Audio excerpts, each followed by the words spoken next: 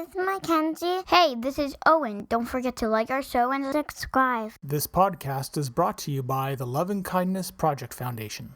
What is one thing that you could do to think, speak, or act kindly today? Go to loveandkindnessproject.org to learn more. Before we begin this podcast, if you or someone you know is in crisis or needs emotional support, there are tools that can help. So get yourself a pen and paper or open a note-taking app on your phone or computer. Feel free to pause this episode while you get yourself ready. The episode starts at 1 minute and 24 seconds. You can call Talk Suicide Canada at 1-833-456-4566.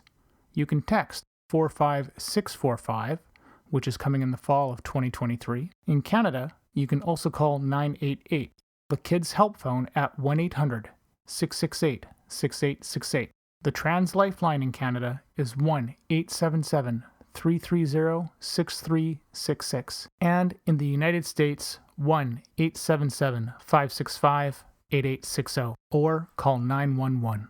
You are not alone, and you do not have to be alone. I would like to honor and recognize the traditional and unceded territories of the Katzie, Kwantlen, and Semiahmoo nations on whose territory I live, work, and play.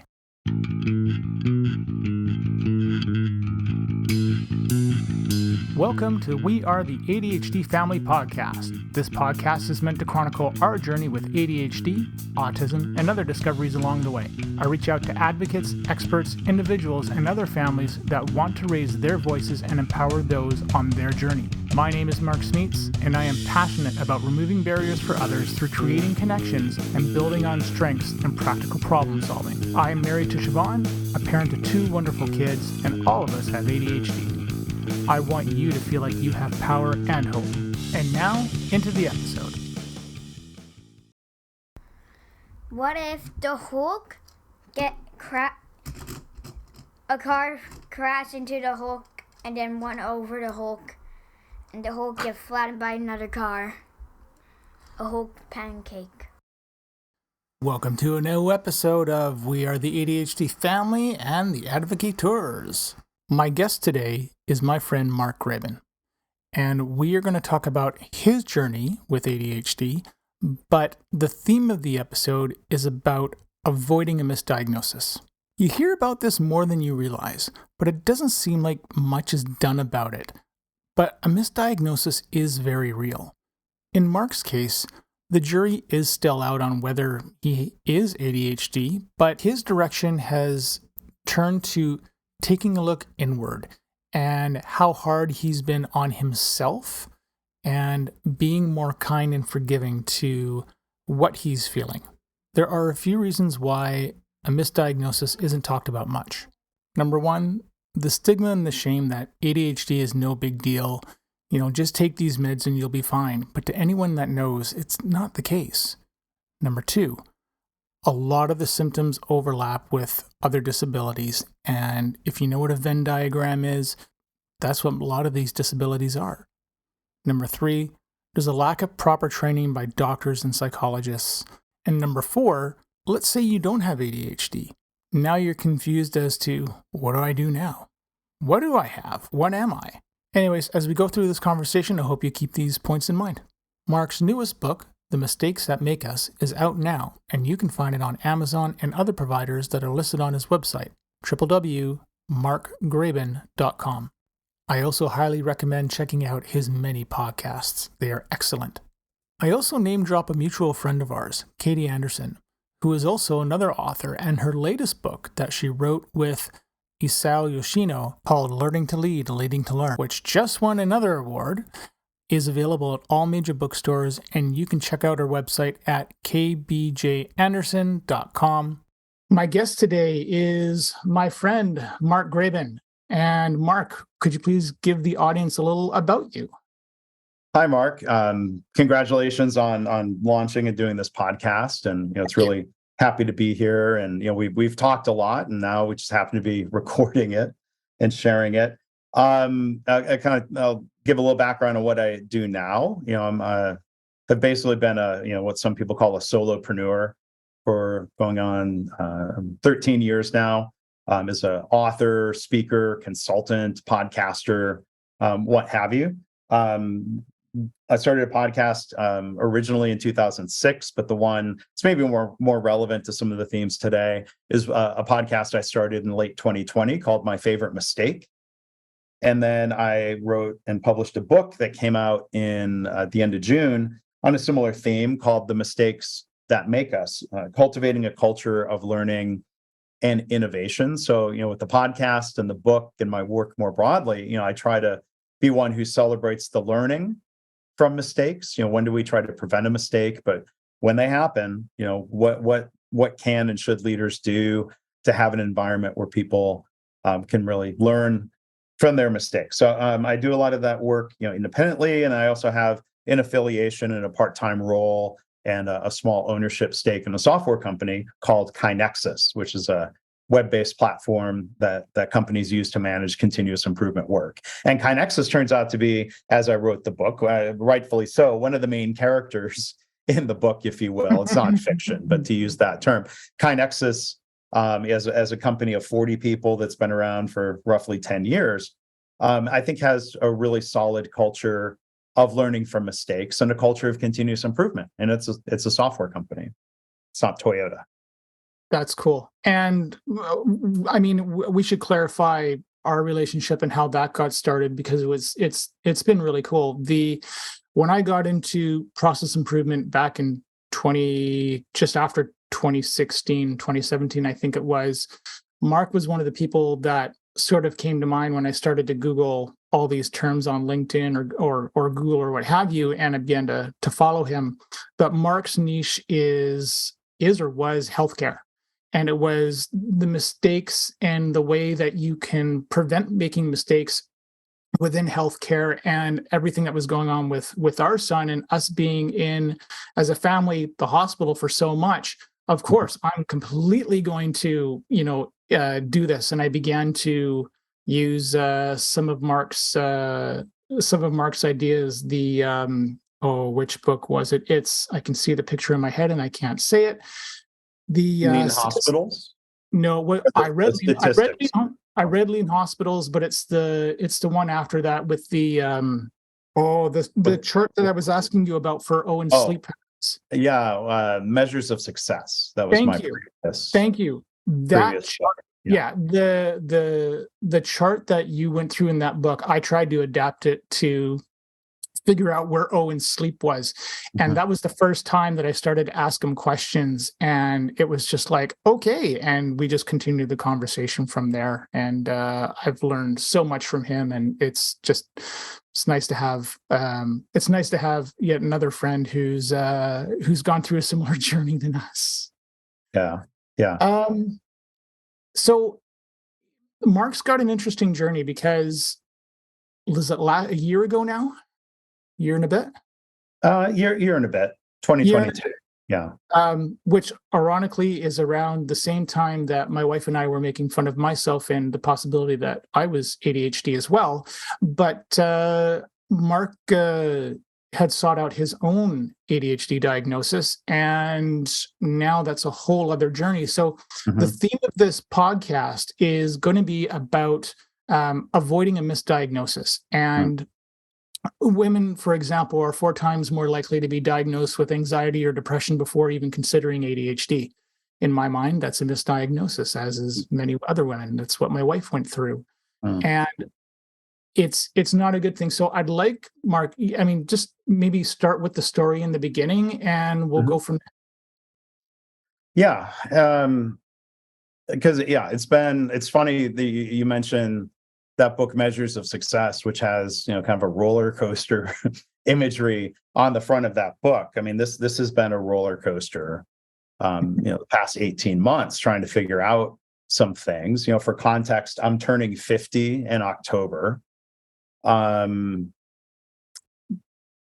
think growing up in the 80s, I don't know how many kids were being diagnosed with ADHD at the time. I did well in school. I was working above my grade level, and just trying to state facts and context. Growing up in suburban Detroit, Livonia, Michigan, Livonia Public Schools had an incredible program for quote unquote gifted and talented children. And I kind of cringe, like, forgive the label, but that was the technical label, like a magnet school program where I could be around other kids who were also working above grade level and maybe weren't fitting in academically or socially at their neighborhood elementary school. But, I did well in school. Psychologists nowadays would ask, well, as we try to figure out, is there ADHD? Like, well, did you struggle? Did you get in trouble in school? No. Did you struggle academically? No. I don't know if that's because I was in really stimulating, appropriately stimulating environments.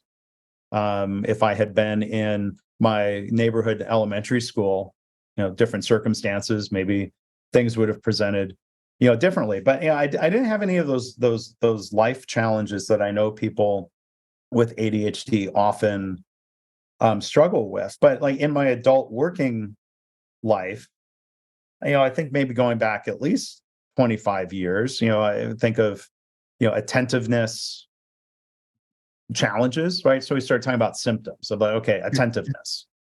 And, as I've tried to learn about ADHD, I agree with the language that it's not really attention deficit. It's just misdirected attention.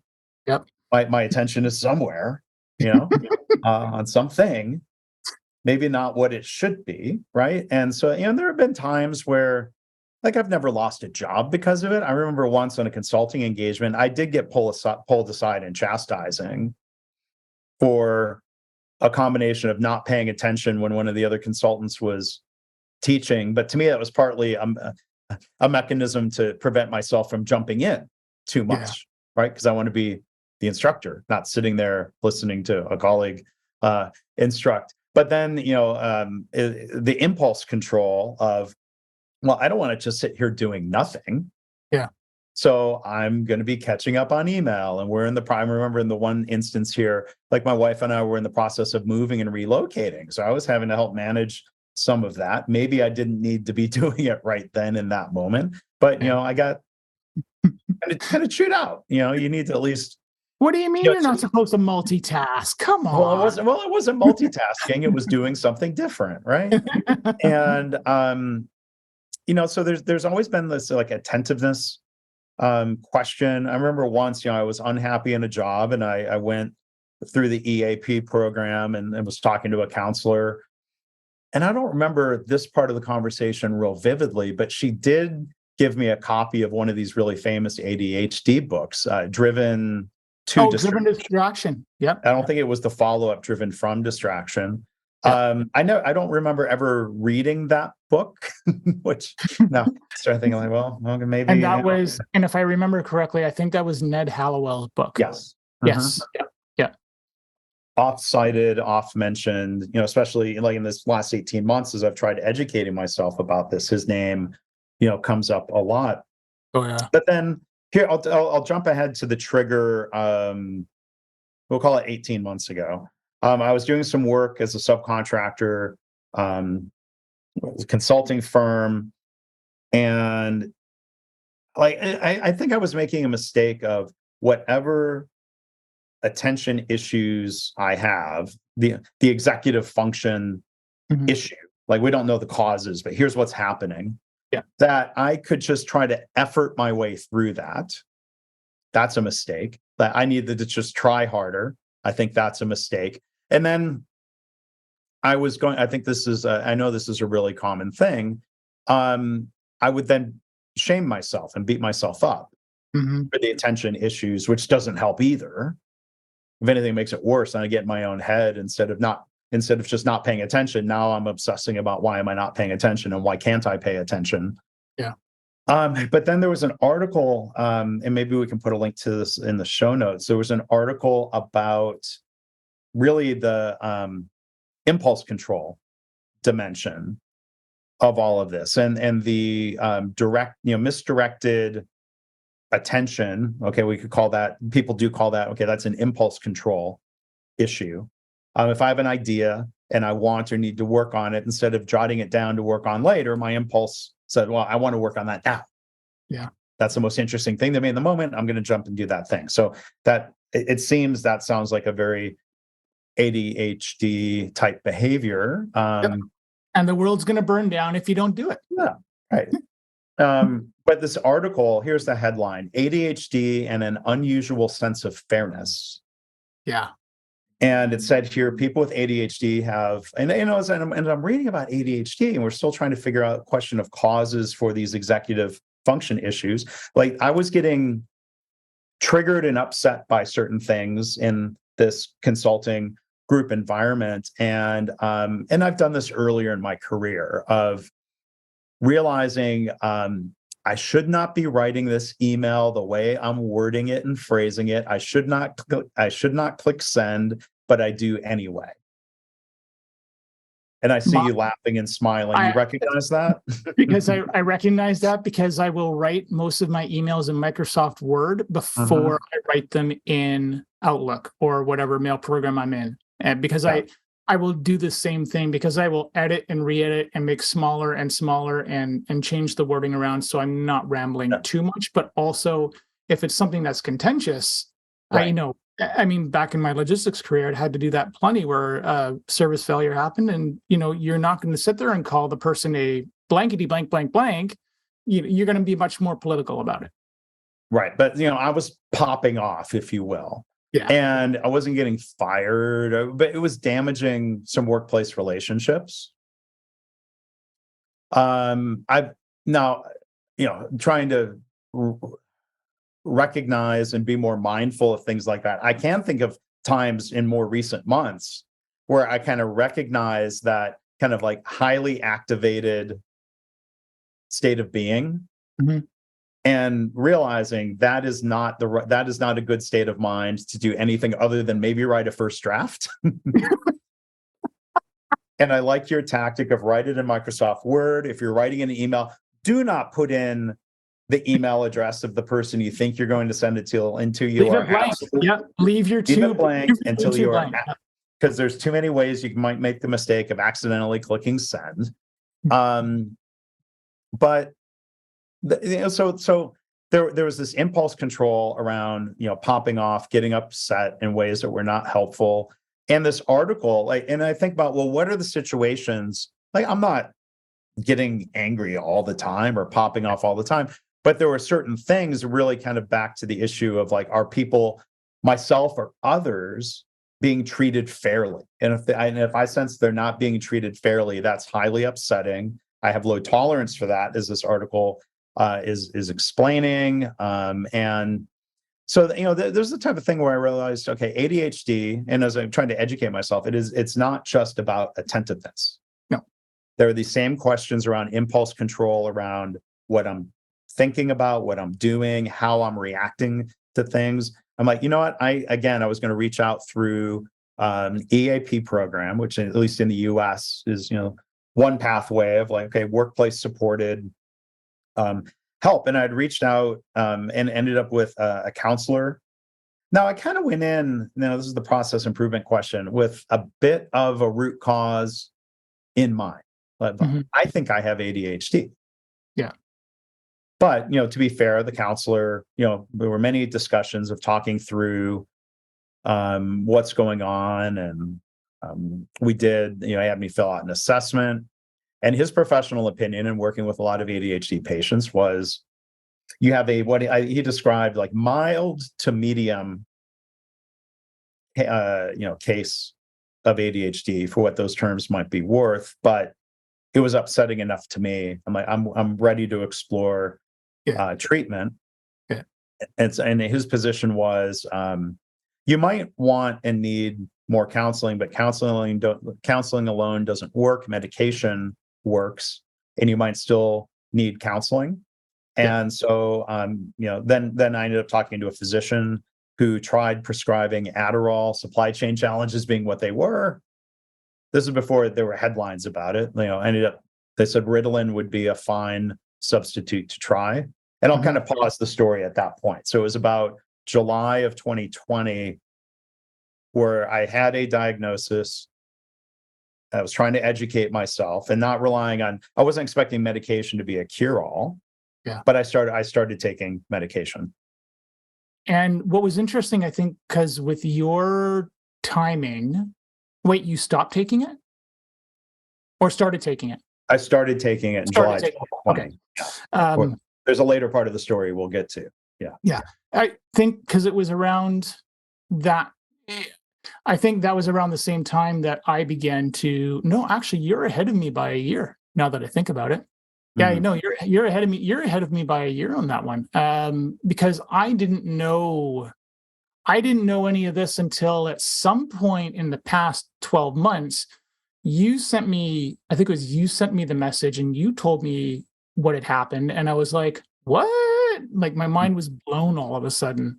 And that just kind of opened up the floodgates because I know I wasn't expecting that. Because, we don't look ADHD. But it was like, oh wow, this is really interesting for for somebody else to go through. And I think the thing that got me the most was that sense of justice, that sense of right and wrong Mhm. I remember telling you is very strong in me. Mhm. And I I never really considered that piece of ADHD to be a part of it. Actually, more considered to be on the autism side of things. Uh, Mm. but to have somebody who sort of thought the same thing, who went through workplace challenges like I did, it was just like, oh, we have to completely dive into this. Mhm. And Mhm. it was very, very interesting to me. Anyways, Yeah. We'd have to go back through text messages or emails, or there's been phone calls of like, what, when, and where, and how, and why did I share that with you? well, and that's actually, you know what? I wonder what did do that. Because I don't remember if I had posted something on LinkedIn or whatever, but just you sending that to me out of the blue, and we'd have to probably look back at our messages, as you said. Yeah. Again, finding another kindred spirit was just enough. Here is a 20-second kindness break. Mackenzie, when you go back to school, what is one kind act that you want to do? Help my teacher. Owen, when you go back to school, what is one kind act that you can do? Like listening when she's talking. Hi, this is Siobhan from the Love and Kindness Project Foundation. Check out loveandkindnessproject.org and find other ways to carry out kind acts or start a kindness project of your own. So what happened after, so you've started meds and you're going on with things, you're educating yourself. Mhm. What happened? I guess, where does that take you next? Yeah. Well, yeah. I mean, so that next part of the journey, and as I'm educating myself about what ADHD is, and like even if I don't have ADHD, we'll come back to that question. I think in a bit. I don't feel like it was a waste to go through that education about ADHD to help me be more empathetic and understanding and cooperative with people who do have ADHD. You joked about how we don't look like it. We have it. As we know, and listeners probably know, there's no blood test for ADHD. There's no brain scan that they can do. For ADHD, it seems to be one of these things. Back to problem solving. This kind of a fascinating thing where we can only try to confirm the root cause by trying certain countermeasures. Yep. That if the ADHD medication is helpful, therefore you have ADHD, and these differences in the brain and things where, again, back to empathy and understanding, that people who have ADHD, that's their brain, and there's a difference there. Yeah. And that's not something worth blaming someone, being too hard on someone else for, right? To be understanding about all that. But so I'm trying to explore and say, okay, well, let's try these countermeasures. And you start off with a small dose, and I don't know if that's really making a difference. And then you're trying. We never tried a different medication, but we would try different doses, and kind of get to a point where like, well, I feel like it works, and then it fades. And so then there's the strategy of like, well, you should do a half dose then at lunchtime, and like all this question around trying to figure out dosing. And like I felt like it was helping but Did there you were did there were still did struggles, but I wasn't having any of the, I think, ill effects of, let's say, somebody who is abusing yeah, ADHD medications. Like, no, I don't think that, that would be the other thing you look for, of like, this is not only not totally helping, and I knew medication wouldn't be a silver bullet magic bean cure all, yeah. but like, I don't think it was causing any ill effect where you might say, okay, wait a minute, timeout, red flag. You're reacting the way somebody without ADHD would have if they bought Ritalin illicitly, Did you start off like I'm always curious about this because I'm a big advocate of what I'm about to say. When it came to the strategy for medication, did you like was there a purposeful commitment on your part to say, well, I want to try a long acting, a short acting? Did the doctor prescribe a long acting off the bat? Did they build you up? Was there a strategy or thinking behind it? And were you even aware if there was from the doctor's point of view, or did you have anything in your mind of what you thought, hey, I'll try this? Well, again, I mean, they're from their experience, and what they thought, what the physician thought was most effective was Adderall, short acting Adderall, and I knew there were different medications, including the extended release or longer lasting. I didn't push real hard on why this one and why not others. I was, I'm like, well, I'll follow the recommendation. Let's try it and figure out between timing and dosage what effect is it having. I guess maybe the phrase I'd use, I'm not sure if it's the best choice of words, but it was just, hey, I'm putting my trust in this in the doctor, and we'll just go from there. They're the ones with the experience of prescribing things. Yeah. Yes. I mean, I would trust that counselor. Then he made a referral to a physician. I didn't go through my regular primary care physician. So he referred me to a physician who worked a lot with ADHD patients. And I know from talking to others and reading and listening to the podcast, not every doctor has the same level of education or, mindset of like, you're rolling the dice if your family physician Yeah. knows anything, about Yeah. ADHD. So I was, it was a medical doctor, not, it was more of a family practice physician who did a lot of treatment of ADHD, not a clinical psychologist.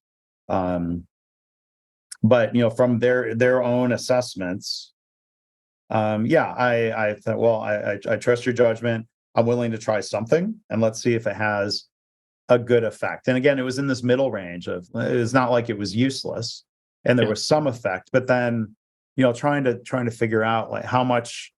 So I definitely felt like some of the behavioral impulse control part Mhm. was a lot better, and I still struggled with attention. Like even some people I worked with who I'd shared and talked to this about, they're like, yeah, your emails don't seem as snippy.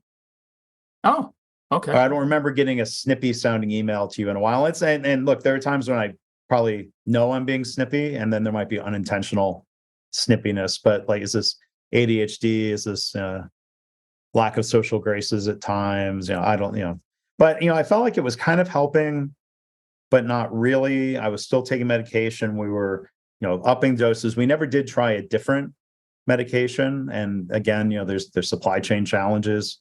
Yeah. I know, at least in the US, but Up here too. Up here as okay. well. I'm not surprising. No. But then, March of this year, March 2023, I thought, remembering back to that initial counselor, he's like, what works is medication, but what some people need is still additional counseling and therapy. Mhm. So I was able to find a clinical psychologist who, at least listed in their areas of interest and study, if not expertise, included ADHD. And so we had a lot of, a couple of sessions talking. Mm. And then she put me through a multiple hour assessment. So a much longer survey compared to what had been used with me in 2022. Part of her methodology was to go through, basically, IQ test and some more like computer-based tests of attention. Mm-hmm. Right. So they had some more rigorous, they said, assessments to put me through. And then, thinking back then in her professional judgment, this is my best attempt to summarize it. She's saying, in talking with her, there are definitely some executive function issues. She does not think the cause of them is ADHD. Mm-hmm. And part of her reasoning, and I know that there seems to be controversy around some of this, she's like, you did not present, we didn't see the symptoms of any of this as a child. It hasn't affected your Yep. career or workplace. It really seems to be kind of related to one particular professional setting, but not, like the impulse control there. But there was one place that was more upsetting. So there were more instances to get upset. But the attentiveness thing was kind of broad brush. But, as I read about ADHD, if it's a mild to medium case, thankfully, I do not have all of the daily life challenges that people who really struggle with ADHD have. Yeah. And so then, she's basically saying, like part of her summary was, I already established when I was a kid, I was in the gifted and talented program. So, she said basically, your brain works really fast. Your, like the objective measures of your attention are really actually very high, but not as high as the speed your brain works. So that creates internal conflict. Okay. Right there. And then it comes down to this dimension and thing that you can explore through therapy of what are realistic expectations for myself and others. And when you're like, how to not be hard on myself. Yeah. So my other way of summarizing it is, objectively speaking, or from these objective measures, my attention span is actually above average, very good. But the way I was feeling bad about this perceived gap, this comes back to like lean and process improvement language, this gap between my attention and what I thought it should be. It's quite possible that I just have poorly calibrated expectations of myself. And if I look around the room, like, oh gosh, it seems like everyone else is paying attention. Well, they might just be better at acting like they're paying attention. Oh yeah, big time. Yeah, yeah. The masking is real. Yeah. Yeah. So her recommendation was stop taking medication, which I didn't fight that. Like, to anyone who says like, oh, these stimulants are addictive, I'm like, there seems to be no evidence of that. I stopped taking the medication and didn't feel cravings for it or any sort of dependency. I stopped taking it. Yeah. But now there's this question of like, am I having attention issues, or am I just being too hard on myself for what is totally normal human behavior? That we're not machines, we're not robots. We can't perfectly pay attention to everything. Our minds wander. Like that's being human. Yeah. So what's your next step in terms of, like, is this something where, I know I went cata on you there. Sorry. Sorry for nobody, for probably a few people listening to this, like, what's cata? I'm referring to Toyota Kata, and it's another improvement methodology where you're setting yourself a goal and you're looking at the targets that are taken to get to that goal, and you're looking at the steps that it takes. And one of the coaching questions is, what's your next step? You know what? I'm just going to do the Katie Anderson on you. Katie's a friend of ours. Right. What's your next? What's your intention now? Then. Well, I think it comes back to a need to kind of reframe the problem. Mm-hmm. And one other thing I was going to say in terms of part of the story and this journey of, well, I had 2 medical professionals last year give me a diagnosis, and now this year there's one saying I don't agree with that diagnosis. She didn't use the word mistake, but I'll use the word mistake. She's like, well, what they had you fill out last year is really a screening. Like that should have been the starting point for deeper explanation, not the starting point, or that shouldn't have been the end of reaching a diagnosis. Yeah. So there's a question of methodology and what have you. So yeah, how do I reframe the problem? If the cause is, I think I used to frame the problem as I'm doing a poor job with attention and impulse control. I think ADHD is the cause. Let's work on the different solutions that seem to help. It's more of a reframing. And I still have to keep reminding myself of this and, ongoing conversations with the clinical psychologist of having more realistic expectations and not being too hard on myself. Yeah. Is more of the framing of it. How has that felt? How has that felt inside for you? I mean, I know you've been talking about, and we've talked about before, just, the being hard on yourself. Has it been easier to be gentler at this point, or do you feel like, you're still kind of beating yourself up too much? Or is that something that's going to be an ongoing struggle? It's an ongoing struggle. That requires things like therapy and reflection, to try to sort things out, being more mindful or aware of certain behaviors or patterns, or just trying to think of some different strategies that are probably helpful with some of the executive function things, whether it's caused by AD or ADHD or not, in terms of planning, prioritizing, not procrastinating, kind of ongoing effort in some of those areas. Like the problem statement is not what I thought it was in March of 2022. Wow. And I'm still sorting through that. In our next episode with Mark, we're going to dive way more into the process side of his journey and get his thoughts about being an expert in process improvement and going through the diagnosis phase. We're also going to find out about a fight that was nearly started because of a concert that he attended. Thank you for listening to our show. If you're hearing this message, you've reached the end of the episode, and for that, I want to say thank you. I hope you have enjoyed what you've heard and are walking away with newfound knowledge. We are the ADHD Family. See you soon for a new episode. I have 3 things to ask of you. Number 1, if you have any comments, questions, or guest ideas, please leave a comment on the Facebook page. Number 2, please leave us a review on Apple Podcasts or Spotify. It helps people find us. And number 3, if you want to be a guest on the show or know someone who would make a great guest, contact me through our Facebook page. This podcast is open to everyone. You don't need to be an expert, just passionate and want to see change. The opinions expressed by the host and guest are not associated with any employer or organization unless otherwise stated.